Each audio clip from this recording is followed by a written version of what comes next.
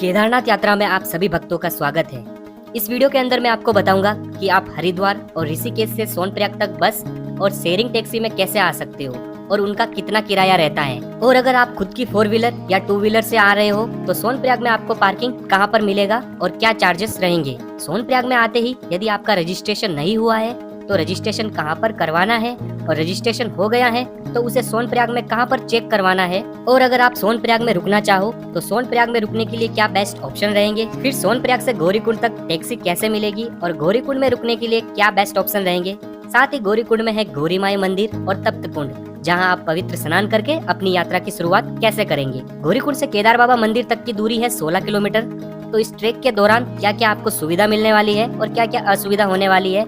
साथ ही आप पिट्ठू, पालकी और घोड़े से यात्रा कैसे कर सकते हो और उनके क्या चार्जेस रहेंगे। और इसके अलावा आप हेलीकॉप्टर से कैसे यात्रा कर सकते हो। केदारनाथ पहुंचने के बाद यहाँ पर रुकने के लिए सबसे अच्छे ऑप्शन क्या रहेंगे और कहां से आपको टोकन मिलेगा दर्शन के लिए। साथ ही दर्शन कैसे करना है। और इसके अलावा यहाँ पर है श्री ईशानेश्वर महादेव मंदिर, भीमशिला, श्री आदि गुरु शंकराचार्य की समाधि, रेतास कुंड, बाबा बर्फानी मंदिर, मोदी गुफा, वासुकी ताल और श्री भैरवनाथ मंदिर में आपको दर्शन कैसे करना है। तो चलिए शुरू करते हैं केदारनाथ यात्रा।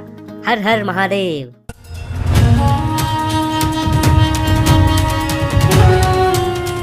तो लगभग भारत के सभी बड़े शहरों से डायरेक्ट हरिद्वार के लिए आपको ट्रेन मिल जाएगी। हरिद्वार रेलवे स्टेशन पहुंचकर स्टेशन के जस्ट बाहर निकलोगे तो सामने की तरफ आपको बस स्टॉप दिखेगा। वहां से आपको डायरेक्ट सोनप्रयाग के लिए बस और शेयरिंग टैक्सी मिल जाएगी। अगर आप प्राइवेट टैक्सी से भी जाना चाहते हो तो भी मिल जाएगी। यहाँ पे जो बस का चार्जेस रहेगा 600 और टैक्सी का चार्जेस रहेगा 800। हरिद्वार से सोनप्रयाग जाते टाइम रास्ते में आएगा देवप्रयाग, जहाँ पर होता है भागीरथी और अलकनंदा नदी का पवित्र संगम। ऐसा देकर आप नीचे संगम में डुबकी लगाने जरूर जाइएगा। तो दोस्तों इस पवित्र नदी में जाके आप डुबकी जरूर लगाना। और यहाँ पर ऐसी मान्यता है कि यहाँ पर भगवान श्री राम जी और राजा दशरथ जी ने तपस्या की थी। कुछ 700 से 800 मीटर नीचे सीढ़ियाँ उतर के जाना होगा, जहाँ पर आपको एक तरफ से अलकनंदा नदी और एक तरफ से भागीरथी नदी दिखेगी।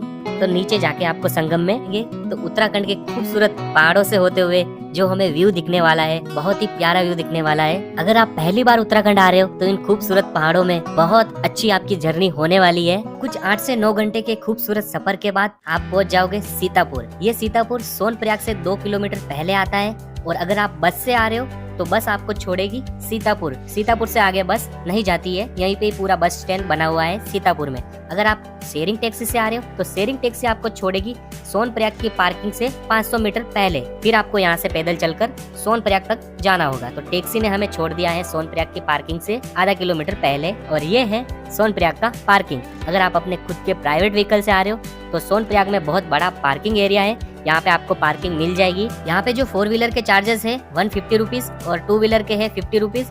ये 12 घंटे के लिए वैलिड रहेगा। तो दोस्तों अभी हम सोनप्रयाग की पार्किंग से आगे चल के जा रहे हैं और ये आप देख सकते हो सोनप्रयाग का खूबसूरत मार्केट। तो सोनप्रयाग का पार्किंग हो रहा, पार्किंग से लगभग 200-250 मीटर जैसे ही आप आगे चल के आओगे तो राइट साइड में यहाँ पे आपको दिखेगा रजिस्ट्रेशन काउंटर का ऑफिस। अगर आपने ऑनलाइन रजिस्ट्रेशन किया है तो इस काउंटर पे जाके आपको आपका रजिस्ट्रेशन चेक करवाना है। अगर आपने ऑनलाइन रजिस्ट्रेशन नहीं किया है, आप नया रजिस्ट्रेशन करना चाहते हो तो अपना आधार कार्ड अपने साथ में कैरी जरूर कर लेना। सिर्फ आपका यहाँ पे आधार कार्ड लगेगा और आपका रजिस्ट्रेशन। सोनप्रयाग में रजिस्ट्रेशन चेक होने के बाद में अगर आप सोनप्रयाग में रुकना चाहो तो यहाँ पे बहुत अच्छी खासी होटल की व्यवस्था है और डॉर्मेट्री भी आपको मिल जाएगा। लेकिन गौरीकुंड में रुकना बेस्ट रहेगा। तो अभी हम जाएंगे, ये है सोनप्रयाग का मार्केट और इससे आगे गौरीकुंड। तो गौरीकुंड के लिए हमें यहाँ पे टैक्सी लेना होगा। तो हमें गौरीकुंड के लिए टैक्सी लेने के लिए सोनप्रयाग के मार्केट से 500 मीटर चल के आगे जाना होगा और हम रुकेंगे गौरीकुंड में, क्योंकि गौरीकुंड से फिर सुबह हम जल्दी उठकर हमारी यात्रा की शुरुआत कर सकते हैं। और अगर हम सोनप्रयाग में रुकेंगे तो सुबह मॉर्निंग को हमें टैक्सी के लिए लाइन में लगना पड़ सकता है। और सोनप्रयाग में रूम भी सस्ते मिलेंगे और गौरीकुंड में थोड़े से कॉस्टली रहेंगे, पर हमें एक फायदा ये रहेगा कि सुबह हम जल्दी उठकर यात्रा की शुरुआत कर सकेंगे। सोनप्रयाग से जो गौरीकुंड की दूरी है लगभग 6 किलोमीटर दूर है और हमें आधा घंटे से ऊपर का समय लग जाएगा। और ये है गौरीकुंड का पार्किंग एरिया, यहाँ पे प्राइवेट व्हीकल अलाउ नहीं है।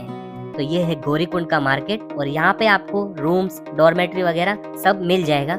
ये है गौरीकुंड का मार्केट। अगर आप शॉपिंग करना चाहो तो इस मार्केट में शॉपिंग कर सकते हो, काफी बड़ा मार्केट है। इसके साथ ही यहाँ पे आपको खाने पीने के लिए बहुत सारे रेस्टोरेंट मिल जाएंगे। अगली सुबह दोस्तों जल्दी उठकर जस्ट गौरी कुंड में ही बना हुआ है गौरी माई मंदिर, तो आपको आ जाना है गौरी माई मंदिर में दर्शन करने। और यहीं पे है उमापति महादेव, तो महादेव जी के दर्शन कीजिए। और गौरी माई मंदिर के जस्ट राइट साइड से यहाँ पे नीचे सीढ़ियाँ जा रही है जो आपको लेके जाएगी तप्त कुंड तक। ये वही तप्त कुंड है दोस्तों जहाँ पर आता है गर्म पानी। इतनी ठंड में भी दोस्तों यहाँ पर आपको तप्त कुंड में गर्म पानी देखने को मिलता है। तो इस पवित्र कुंड में आप स्नान कीजिए और यहाँ पे स्नान करने के बाद फिर अपनी यात्रा की शुरुआत की। अगर दोस्तों आप गौरी कुंड से पिट्ठू और पालकी लेना चाहते हो तो आपका वेट अगर 60 से 70 केजी के आसपास है तो लगभग 7 से 8 हजार रूपए आपके लग जाएंगे। इस बोर्ड पे सारा पिट्ठू और पालकी का पूरा इन्फॉर्मेशन है। गौरी कुंड से ही थोड़ी दूर चलने के बाद सबसे पहले आएगा घोड़ा और खच्चर पड़ाव। अगर आप घोड़े से यात्रा करना चाह रहे हो तो यहाँ से घोड़ा और खच्चर पड़ाव से आप घोड़ा ले सकते हो। घोड़ा पड़ाव से केदारनाथ तक 3 से 3.5 हजार में आपको घोड़ा खच्चर मिल जाएगा। इसके अलावा भीमबल्ली, बड़ी लिंचोली, छोटी लिंचोली तक के लिए भी घोड़ा मिल जाएगा। रास्ते में घोड़ों के लिए भी यहाँ पे गर्म पानी पीने की व्यवस्था है। साथ ही श्रद्धालुओं के लिए भी आपको जगह जगह पीने के पानी की व्यवस्था मिल जाएगी। और घोड़ा पड़ाव से आगे आपको ये गेट दिखेगा। अपना ट्रैक यहाँ से शुरू होगा। जैसे जैसे आप ऊपर जाते जाओगे वैसे वैसे चीजें सारी महंगी होती जाएगी। उसका रीजन ये है चीजें ऊपर ले जाने में बहुत ज्यादा खर्चा आता है और बहुत ज्यादा एक्सपेंसिव चीजें ऊपर हो जाती है। वॉशरूम की व्यवस्था भी काफी अच्छी की गई है। खाने पीने की चीजें तो आपको पूरे रास्ते में मिल ही जाएगी। इसके अलावा यहाँ पे आपको मेडिकल सुविधा भी मिल जाएगी। और जगह जगह ऐसे बोर्ड लगे हुए हैं। इस बोर्ड पे सारे इंस्ट्रक्शन आप पढ़ सकते हो। यात्रा के दौरान ये सारे इंस्ट्रक्शन आपको बहुत ज्यादा काम आने वाले हैं। गौरी कुंड से लगभग 3 किलोमीटर चलने के बाद सबसे पहले आएगा चीरवासा भैरवनाथ जी का मंदिर। तो दोस्तों ये है चीरवासा भैरवनाथ जी।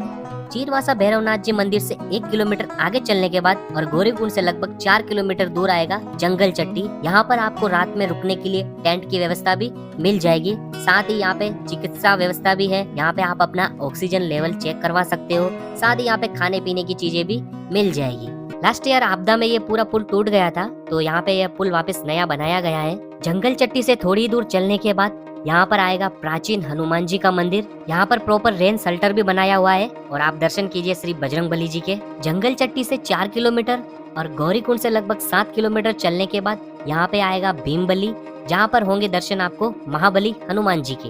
और भीमबली में भी आपको रात को रुकने के लिए टेंट कैंप वगैरह मिल जाएंगे, तो आप भीमबली में भी स्टे कर सकते हो। और भीमबली से भी आपको घोड़ा खच्चर आगे केदार बाबा मंदिर तक जाने के लिए मिल जाएंगे। भीमबली से थोड़ा आगे आने के बाद यहाँ पर लेफ्ट साइड से यात्रियों के लिए जाने के लिए रास्ता है और राइट साइड से घोड़ों के लिए जाने के लिए रास्ता है।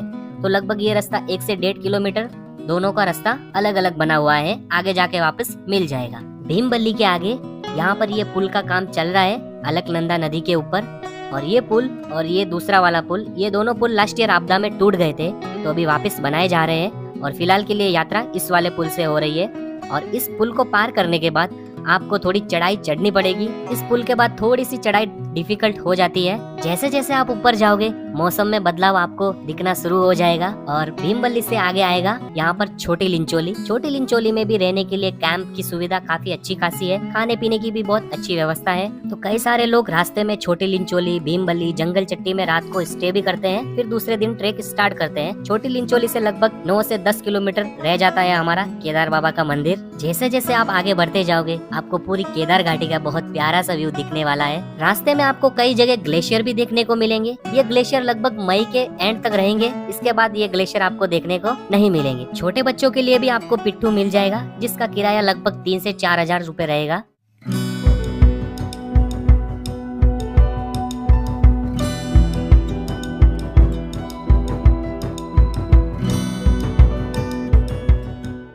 लगभग 11 किलोमीटर चलने के बाद आएगा बड़ी लिंचोली। यहाँ पे भी आपको कैंप, रहने की सुविधा, खाने पीने की अच्छी सुविधा मिल जाएगी। बड़ी लिंचोली के बाद आपको बहुत बड़ा सा ग्लेशियर भी देखने को मिलेगा।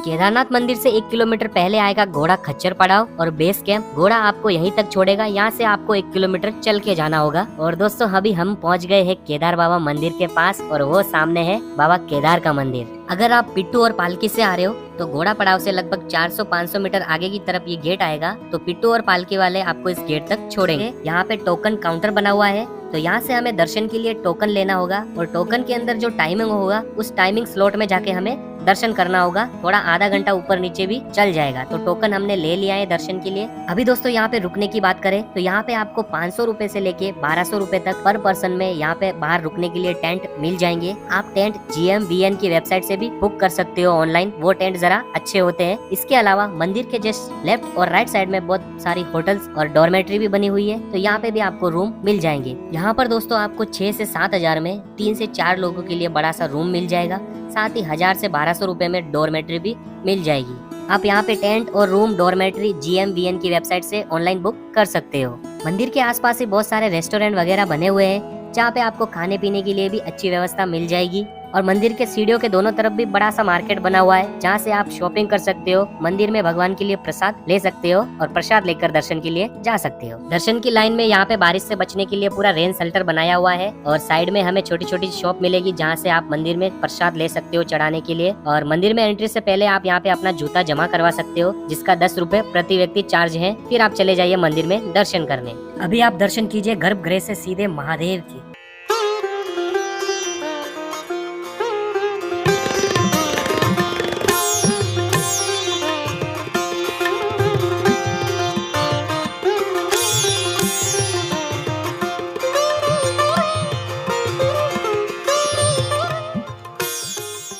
महाकाल के दर्शन करके जैसे ही आप एग्जिट गेट से बाहर निकलोगे तो लेफ्ट साइड में है श्री ईशानेश्वर महादेव मंदिर, तो यहाँ पे भी आप दर्शन जरूर कीजिएगा।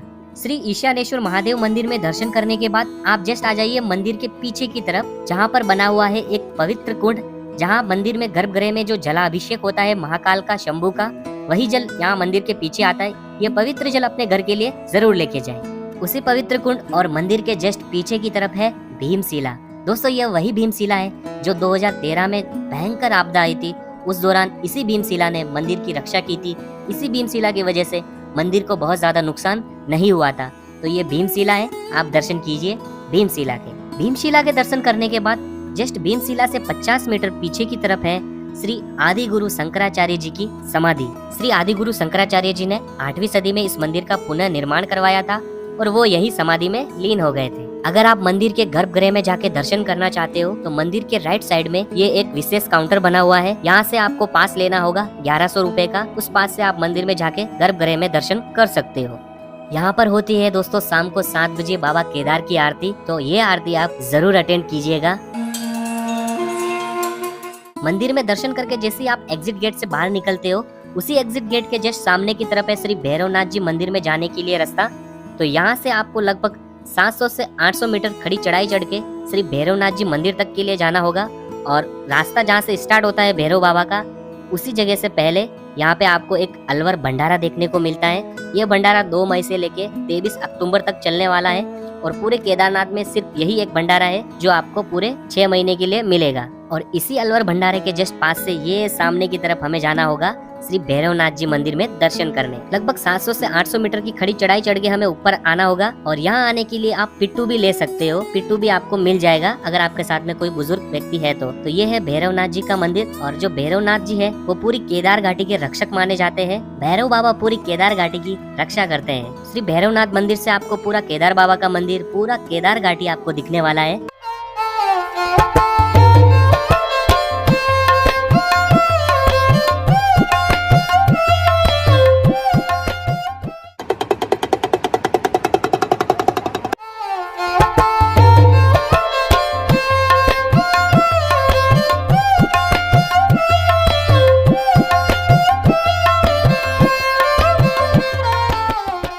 वहाँ पर ऊपर की तरफ इस जगह पे था भैरवनाथ जी का मंदिर और नीचे है रेतास कुंड। तो आप भैरवनाथ जी मंदिर में दर्शन करके नीचे आ जाइए रेतास कुंड में दर्शन करने। ये रेतास कुंड काफी चमत्कारी कुंड है। अगर आप इस कुंड के अंदर महादेव के नाम के जयकारे लगाते हो तो इस पानी के अंदर आपको बुलबुले देखने को मिलते हैं।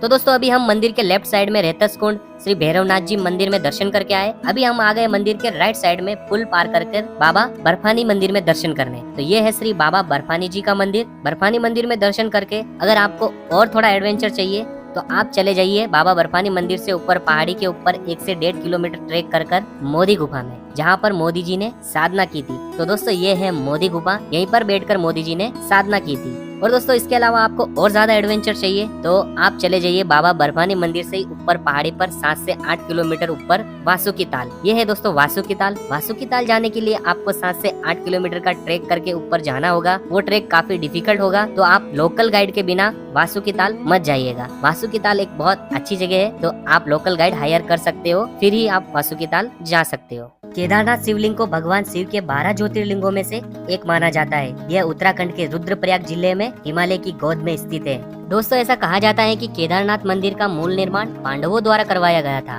दोस्तों ऐसा माना जाता है कि केदारनाथ मंदिर का संबंध महाभारत के पांडवों से जुड़ा हुआ है। दोस्तों पांडवों और कौरवों के युद्ध के बाद पांडव अपने पापों का प्रायश्चित करने के लिए भगवान शिव से क्षमा मांगने के लिए हिमालय गए थे, लेकिन भगवान शिव उनसे बहुत ज्यादा नाराज थे, तो वो उन्हें क्षमा नहीं करना चाहते थे। तो भगवान शिव केदार घाटी में आ गए थे। पांडव पीछे पीछे भगवान शिव को ढूंढते हुए वो भी केदार घाटी पहुँच गए। भगवान शिव केदार घाटी में आकर बहुत सारे नंदी के बीच में उन्होंने भी नंदी का रूप ले लिया था। पांडव उन्हें पहचान नहीं पा रहे थे, तो पांडवों में से जो भीम थे उन्होंने बड़ा सा विशाल रूप धारण किया और भीम के पैरों के नीचे से होते हुए नंदी निकलने लगे थे। लेकिन भगवान शिव कैसे निकल सकते थे? उसी समय भगवान शिव धरती में समाहित होने लगे थे। तभी पांडवों ने भगवान शिव यानी जो नंदी महाराज का रूप ले रखा था, तो उन्होंने पीछे से कुब्बड़ यानी पीठ पकड़ ली थी। तो आप देखोगे गर्भगृह में जो शिवलिंग है वो पूरा एक नंदी महाराज के कुब्बड़ पीठ के आकार का पूरा बना हुआ है। तो दोस्तों महाभारत काल के समय से यहाँ पे ये शिवलिंग है, तो आपको भी जरूर मौका मिले तो यहाँ पे दर्शन करने जरूर आइएगा। अभी दोस्तों बात करते हैं